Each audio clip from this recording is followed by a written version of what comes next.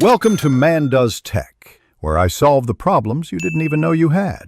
In this video, I will explain how to get a p-value in Excel. First, understand that a p-value helps determine the statistical significance of your observations. Excel provides powerful tools for this, particularly the Data Analysis Tool Pack. Before starting, ensure your data is organized in columns or rows, ready for statistical evaluation. This preparation is key to a smooth analysis process, allowing you to quickly move to the next steps. To begin, you need to activate the Data Analysis Tool Pack. Go to the File tab, then select Options at the bottom. In the Excel Options window, click on Add-ins from the left menu.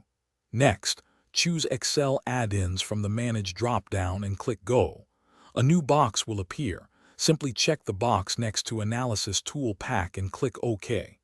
This will add the necessary tools to your Excel ribbon. With the Tool Pack enabled, navigate to the Data tab and click Data Analysis. From the list, select T-Test, sample assuming unequal variances and click OK. In the dialog box, input the cell ranges for your two variables.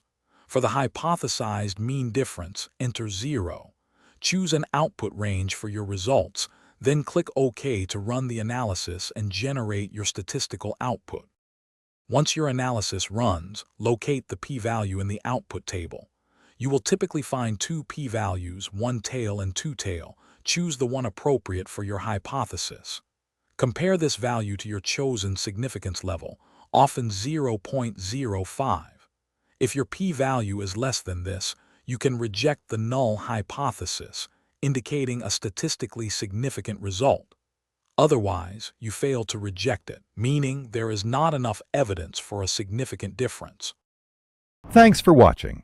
If you found this helpful, don't forget to like and subscribe.